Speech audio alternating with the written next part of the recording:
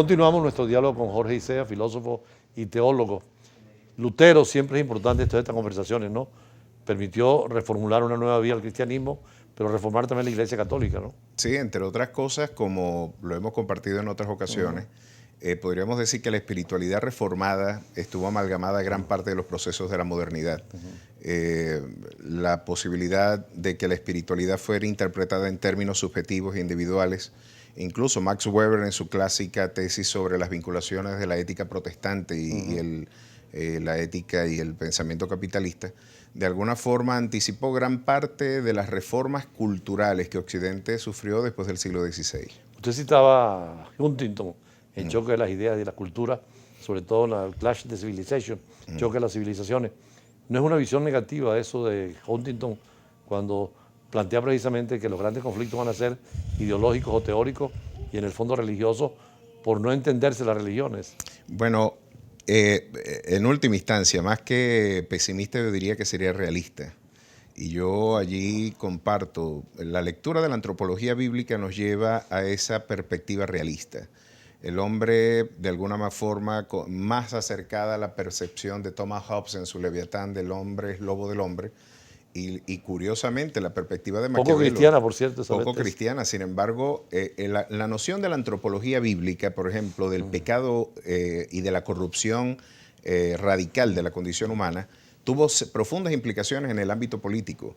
La idea de que el hombre es corrupto por naturaleza y por cuanto todos pecaron están destituidos de la gloria de Dios, Hobbesiano totalmente. Hizo en este caso que el pensamiento puritano interpretara que el poder delegado en un hombre de forma indefinida siempre degenera en tiranía. Y por eso en el concepto de la democracia inglesa y la participación del pensamiento puritano en la articulación del pensamiento liberal, llevó a que no podemos delegar en un individuo de forma irrestricta el poder, sino crear los controles y balances donde las instituciones tengan mayor vigor que nuestros líderes. Lo estamos viendo con el Brexit ahorita, precisamente hoy se vota en el Reino Unido si Gran Bretaña sigue o no con la perteneciendo a la Unión Europea, y hay una discusión más allá de lo que busca el primer ministro o la reina, o sea, hay una participación directa, es el origen de la democracia prácticamente. Sin duda, sin duda. Y eso deriva de una, curiosamente, en contraste con nuestras visiones casi líricas de entender y románticas, de entender al noble salvaje mesoamericano o americano, donde se hablaba prácticamente del noble salvaje, el buen salvaje. Rousseau, el noble salvaje de Rousseau en el Emilio. Nosotros tenemos una profunda desconfianza por la naturaleza del hombre. Y por eso es importante, y esta sería una de las implicaciones más significativas del pensamiento reformado, quizás la necesidad de brindar mayor fortaleza a nuestras instituciones que a nuestros líderes y caudillos. En Latinoamérica, es interesante porque hoy en día hay una revisión religiosa también, con nuevas fórmulas de cristianismo en política en América Latina. Sí. Y pienso que debería, porque la experiencia de la reforma latinoamericana es muy distinta a la noratlántica. La experiencia del evangelio latinoamericano, en este caso, no es de carácter eminentemente calvinista, sino arminiana. Y tenemos una aproximación en donde estamos ante una perspectiva del evangelio postdenominacional, en donde los elementos teológicos no son muy relevantes, la sistematización del pensamiento teológico no es muy relevante. Ahorita el énfasis de la espiritualidad latinoamericana, por ser propia, emerger propia de la realidad cultural, sincrética, ecléctica latinoamericana, está mucho más vinculada a la dimensión sentimental y emotiva. Sin embargo, yo pienso que sería un gran aporte del pensamiento y de la espiritualidad cristiana fortalecer las instituciones más allá del liderazgo de nuestros líderes. ¿Por qué? Esto con un propósito.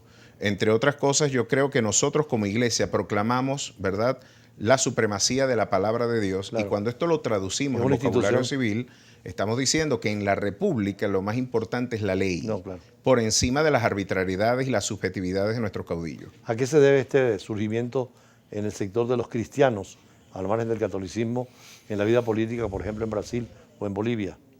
Bueno, en Brasil y en Bolivia el crecimiento en términos demográficos del evangelio es 4 veces superior al crecimiento de la población. Estamos hablando de que para el 2050 quizás será la mayoría. Bueno, lo mismo que en Centroamérica, ¿no? En Centroamérica, ya varios presidentes han estado vinculados al protestantismo. Sí, para que usted se haga una idea, en Centroamérica tenemos ya una población del 42% de la población centroamericana, concretamente en Guatemala, Salvador y Honduras. Panamá también, donde tenemos del 29% en Panamá. Pero para que usted se haga una idea de cómo la presencia evangélica es un elemento interesante de la geopolítica del hemisferio, tenemos que ver, por ejemplo, la experiencia de la Megafrater en Guatemala, una experiencia de una construcción de una ciudad cristiana, en donde desde el Banco Central de Guatemala se le informaba al pastor Jorge López que, bueno, tuviera cuidado con el emprendimiento porque afectaba todo el Producto Interno Bruto de la nación.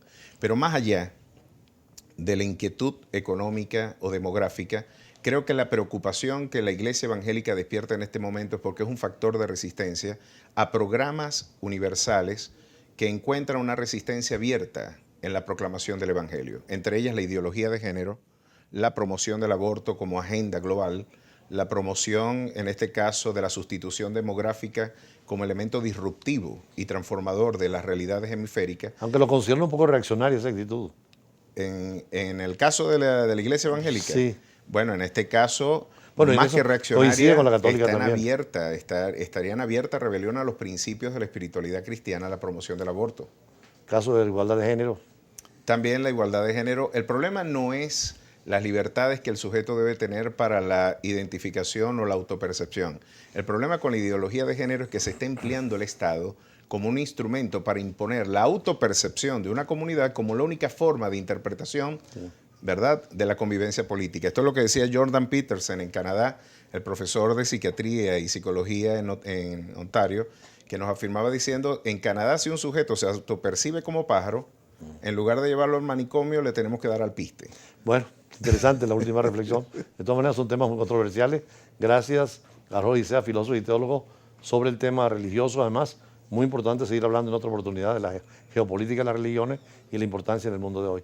Así terminamos nosotros nuestro recorrido por los escenarios internacionales y seguiremos mañana, como siempre, con el choque de las imágenes, la fuerza de las palabras y nuestros análisis en profundidad. Muy buenas tardes.